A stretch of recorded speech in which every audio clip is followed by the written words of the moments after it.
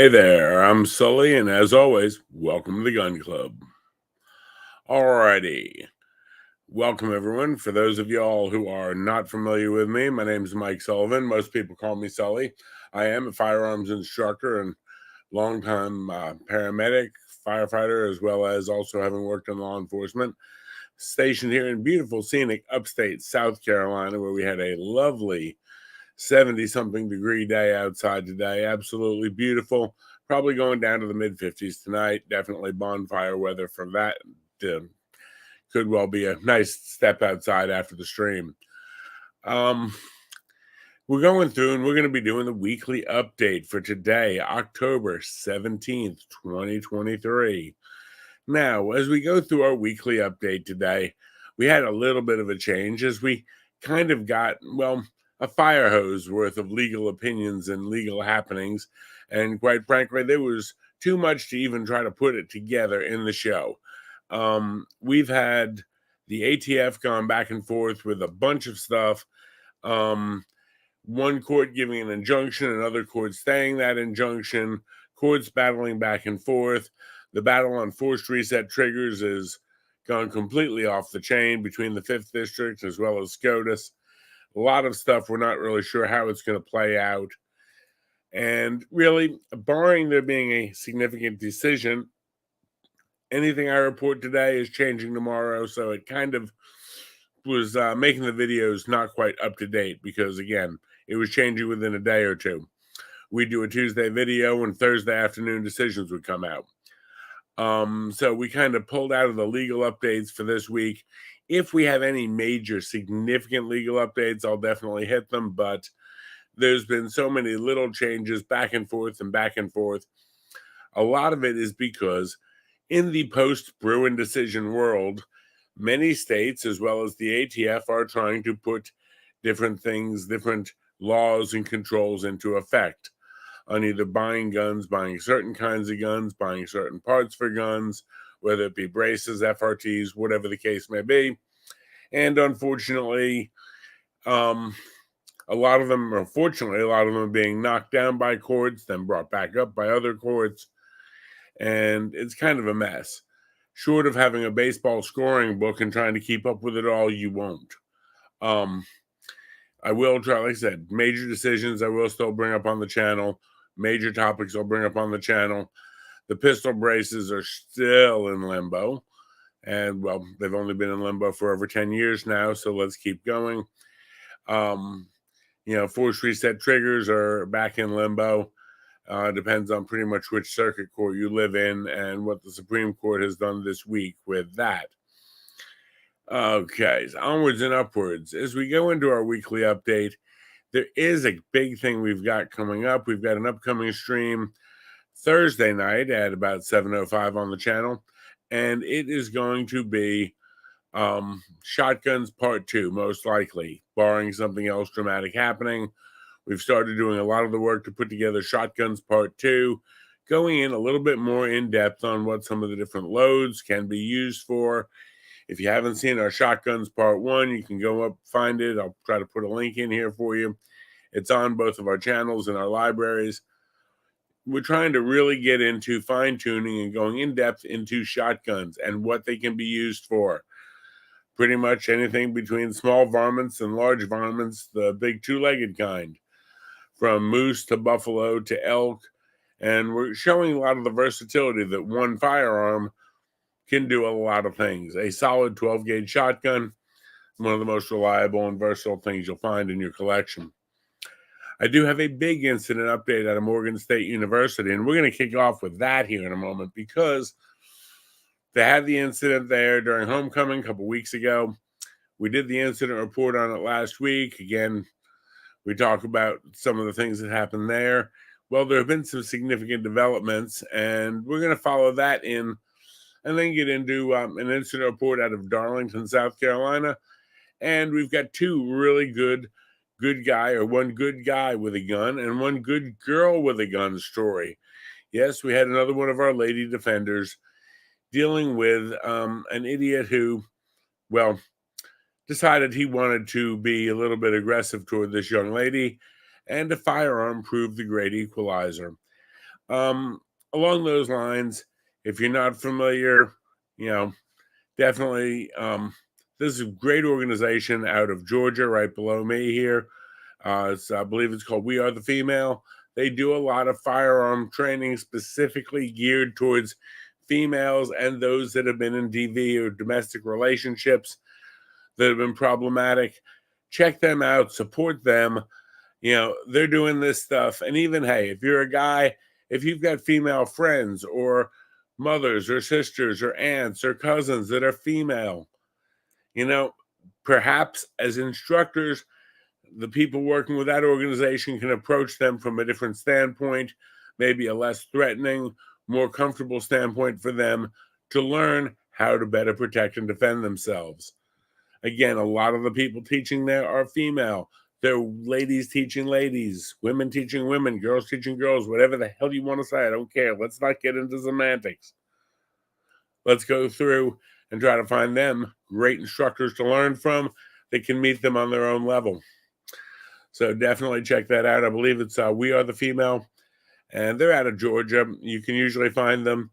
If not, I know one of the people who helped found the organization does a lot of work with crimeresource.org, and you could probably reach out and find her there.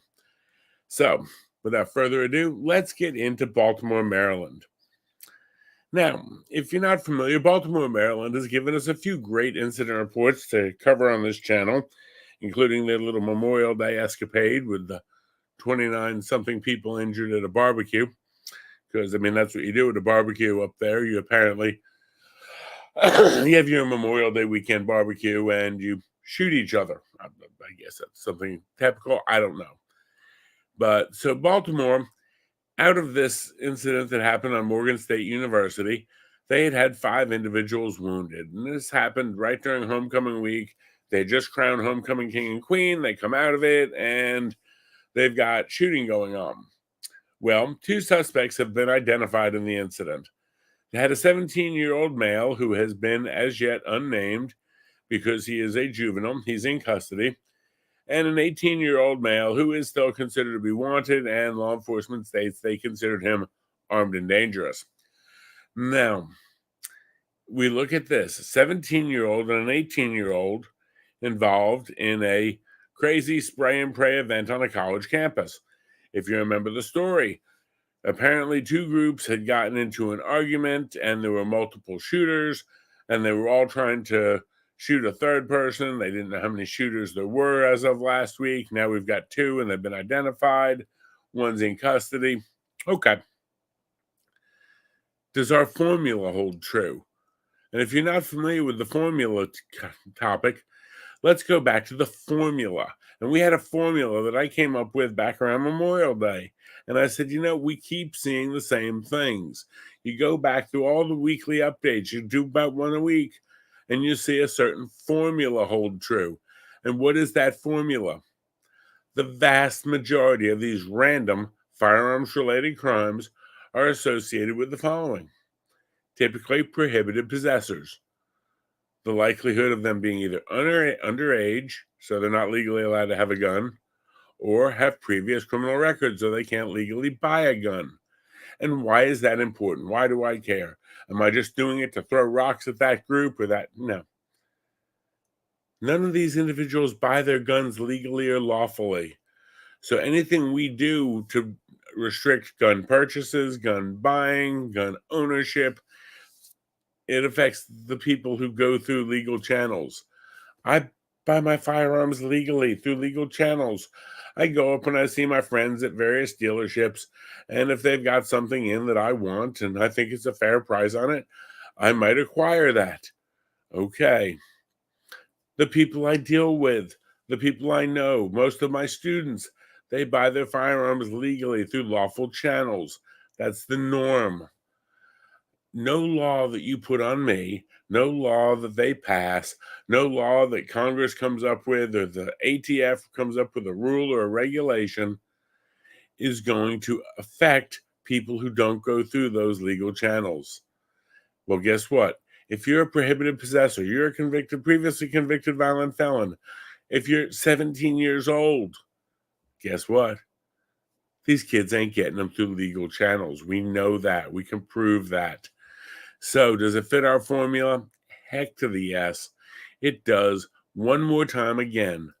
A 17 and an 18-year-old with a handgun. Now, again, remember, this is Baltimore, Maryland. 21 to purchase a firearm unless you're in the military. 21 to get a permit, and one of the hardest states to get a permit in.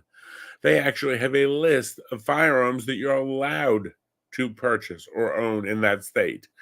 I have things in my collection. If I moved to Maryland, I'd have to sell quite a few of my firearms. I can't even drive some of my firearms into that state.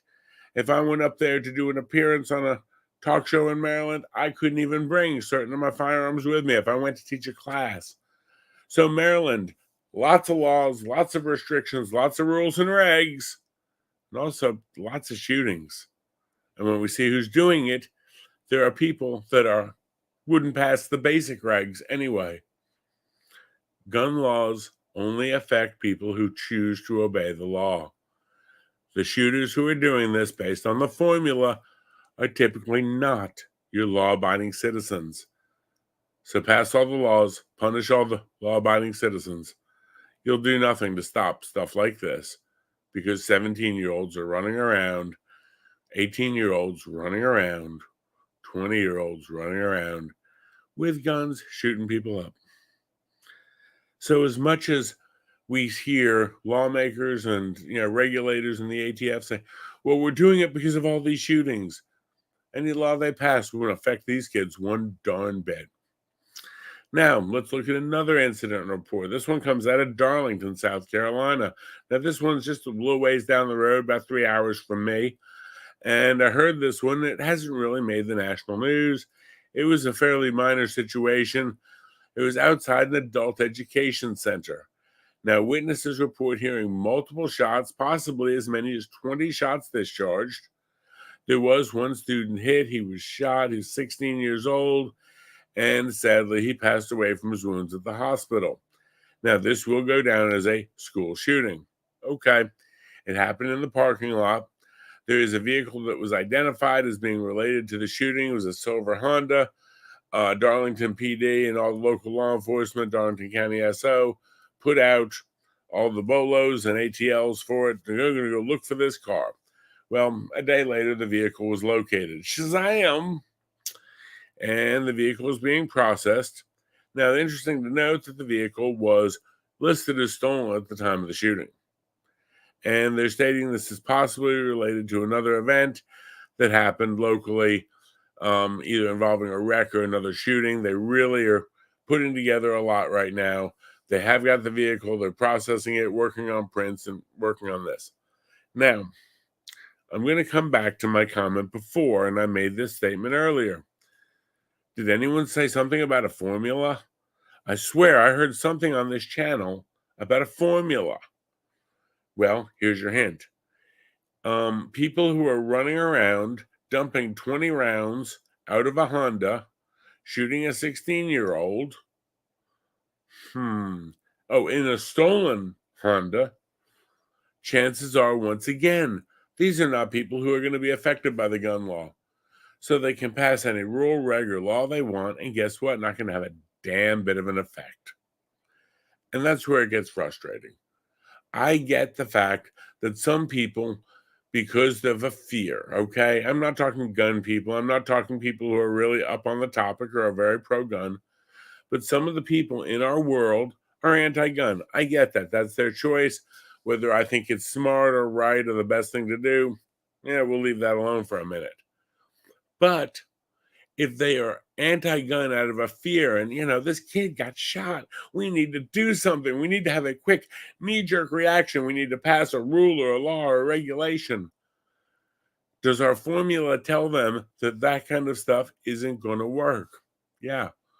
So you can ban all you want. You can do all you want. Maryland has tried. It hasn't helped. Baltimore, Maryland has made the channel, I think, 2 or 3 times for multiple people shot and idiots spraying and praying, and the vast majority of the idiots spraying and praying being underage. I thought it was interesting when they talked about the Memorial Day shooting, and they were talking about how they were trying to figure out which piles of spent brass were from that event and which ones were from previous events in that housing facility. Yes, gun restrictions are working.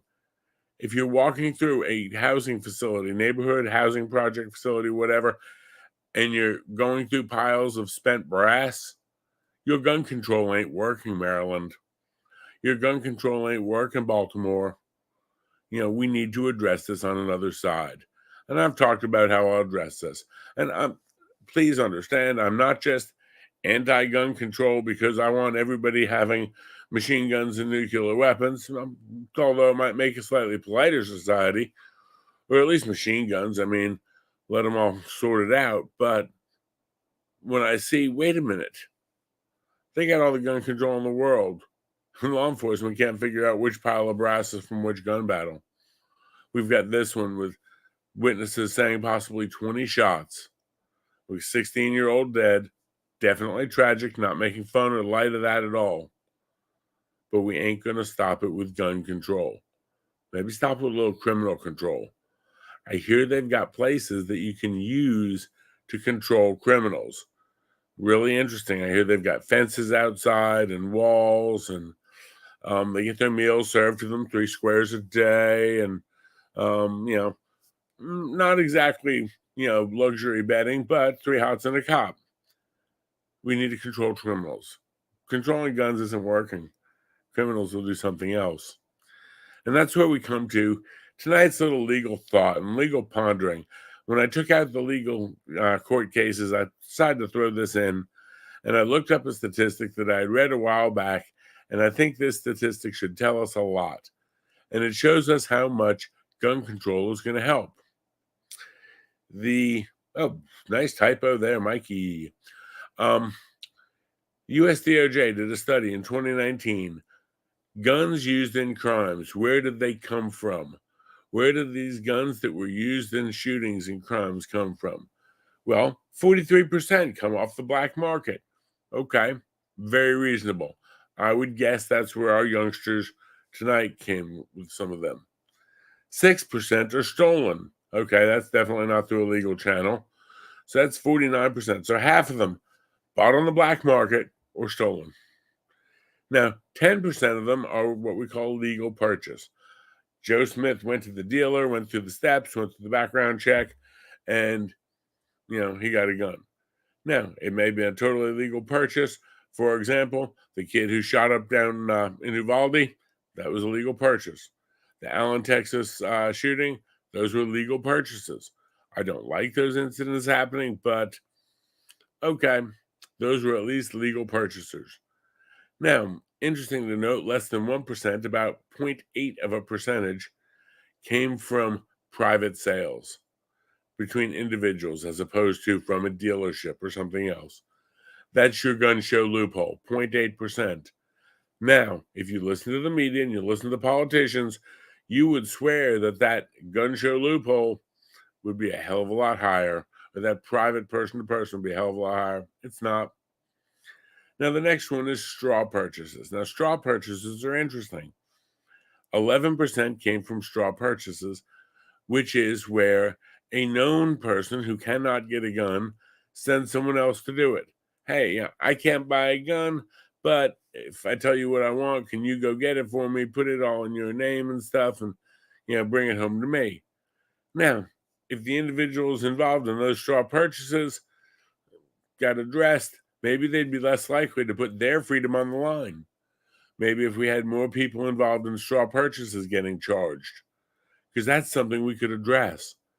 Hey, guess what? We're going to raise the penalty for straw purchases. We're going to add this, that, and the other. If we find out that it was a straw purchase, you're going to get accessory before the fact. Yeah, you may get a murder charge. That could be interesting. And then given to by a friend or a relative. Again, a friend or a relative or a straw purchase, any of that 26%, 11 plus 15, are people who knew darn well that the individual that they were doing it for or giving it to or buying it for could not legally get a firearm on their own. So what do? We took care of that little problem for them. We defeated gun control on their behalf. You know, that's all well and wonderful, folks, but it ain't going to do it, unfortunately. Alrighty. If you're in the Rumble chat, I ask you please punch the thumbs up, give us a high sign. If you're on YouTube, go ahead again, give us a thumbs up. If you've got a question, you can hit the comment section. They're open on both channels. I'm looking at them now. If you want more information about any of this stuff, please feel free. Ask a question. Holler at me. All right. I'm going to get a moment of my coffee here. And as I mentioned, I think last week on Thursday, if y'all see these lovely new Gun Club tumblers we've got, they, let's see here if I can blow that up on the screen for you. Yep. Nice little Gun Club tumblers that were made up for us. The ladies who did this are up at Southern Sisters Crafty Creations. They are available on Facebook. They do really nice work, custom work. The nice thing is they do no and low minimums. So again, if you want something for office Christmas party or gift for 10 or 15 people, or you don't want to have to order minimums of something, or you're trying to do something special, or for a family reunion, say, or something like that, check these ladies out. They do really nice work, and they've been real good friends and supporters of the channel. So we ask that you help them out a little bit too. Besides, I love supporting our local small businesses, especially when they do really cool work. And besides, one of them, well, she kind of reminds me of Minnie Mouse, but it's a long story. We won't go there right now. All righty. Onwards and upwards as we go through here. We've got two stories of a good guy with a gun, or actually a good girl with a gun. We'll start with that. Our good guy with a gun. This is a fun one. Bismarck, North Dakota. Homeowner holds intoxicated naked man at gunpoint.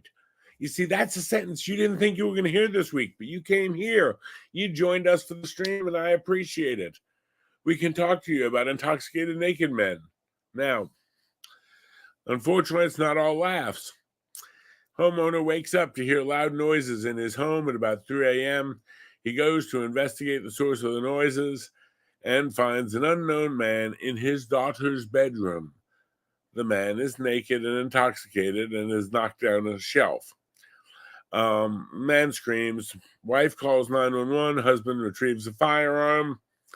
I'm glad he had a chance to go and retrieve it. Chief, love you lots. Next time, do me a favor. Take you with you the first time. Now, the suspect then was held at gunpoint until the police arrived. Fortunately, he wasn't shot, anything like that. Further investigation revealed that the suspect entered through an unlocked rear door. Now, I highlighted unlocked there not to throw rocks at our homeowner, but to point something out. We talked the other night about home defense plans, and I said, know the law in your state. In South Carolina, where I live, and I know the law very well, if somebody forcibly enters my home, my laws are different than if somebody comes in through an unlocked door. That fine point, that minutia, that not only allowed this naked, intoxicated man to show up in his daughter's bedroom because the door was unlocked, that also, because the door was unlocked, made that individual more of an innocent intruder, so to speak. It took away some of the homeowner's ability to use force. Now, I'm not saying he should have or shouldn't have used force, and I'm not saying make sure that we're able to do this, that, and the other. But in this situation, had it occurred in South Carolina and our homeowner used force, he would actually have to prove that he had a right to do so, because the Castle Doctrine limits if someone has forcibly entered your residence. So we've got the Great Castle Doctrine law, but someone has to forcibly enter. So this man who is naked in the homeowner's bedroom at 3 a.m., the homeowner had to actually, theoretically, give him a chance to leave before he could use deadly force on him. It's not considered a burglary if the door is unlocked in many states. So what does this do? Again, I'm not saying that we should want to or not want to, use deadly force on someone. Of course, we try to avoid that at all costs. But the fact set on this one, because the door was unlocked, makes the defender's case, the homeowner's case, much weaker. And we can also think about, in the hypothetical, if the door had been locked, maybe Drunky McDrunkerpants doesn't end up naked in his daughter's bedroom, little things. So again, know the laws and make sure you work with those. Now, the suspect did later state to the police department he was there looking for his clothes. Why this man's clothes would have been in the homeowner's daughter's bedroom, I don't know. Apparently, he mistook it for the wrong residence. So the guy is so drunk, he goes through the wrong door, but the door is unlocked. So now, although you didn't necessarily invite him in, you didn't make him stay out either. So again, we get the drift. Not going to beat that dead horse. But it's, I think, interesting to look at because what happened. Onwards and upwards. This one, an armed man forces his way into his ex-girlfriend's residence. Why, dude? Why? It's your ex-girlfriend. Why are you forcing your hand, bro? Doesn't make sense. Apparently, it started off when a male suspect knocked on the ex-girlfriend's door. She answered the door and apparently forced his way into the residence. Okay, seems legit enough. The suspect was armed with a baseball bat and a knife, and for his efforts ended up getting shot in the leg. He was transported to the hospital and will be arrested once he's done with the hospital, or they're done with him, so to speak. Again, folks, in this case, forcible entry. She used her firearm. She defended herself because you know what? It is the ultimate equalizer.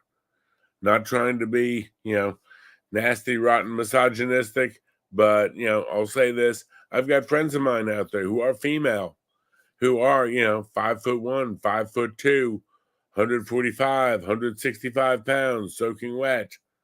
I don't expect them to defeat a drunken 6'2", 200+ pound adult male.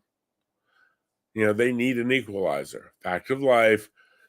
Sorry to anyone who wants to debate that point with me, but unless they've had some kind of high-level martial arts training and field applicable stuff, not just sparring in the gym, without an equalizer, they will be a victim of whatever that individual has intent. It's that simple.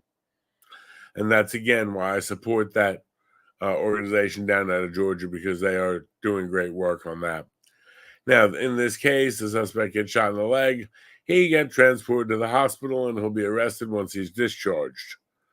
Now, why she shot him in the leg? Maybe she needed some more range time. Maybe she was aiming for something else. I don't know. Maybe they struggled for the gun and he pushed her hand down and she fired. Maybe she just, pulled trigger too early coming up to point. I don't know. I don't have that detail. What I do know is, fortunately, this lady is okay. And the reason she's okay is because she had access to a firearm. Without it, probably wouldn't have worked out real well. Because if he's got a baseball bat and a knife, I'm guessing it wasn't a great reconciliation meeting. Now, if he had showed up with, Valentine's candies and, roses, we could talk about it. If he showed up and he's like, hey, I brought pizza and beer, let's talk. Okay. But when you go to the ex-girlfriend's house and you got a knife and a baseball bat, unless you wants to go play softball or something, I'm guessing he was having a bad day and trying to share his bad day with everyone else. Fortunately, he was unable to. Alrighty, that's all I've got. It's a fairly short show tonight. Folks, please share it out if you get some value from it. Hit us up on the plus button or the like button or whatever. If you have questions, by all means, feel free to holler at me. If you want to get more info on these stories, or want to know what my research comes from, you want to find out more and look into some of this on your own, because, maybe that crazy formula thing that guy mentioned makes some sense.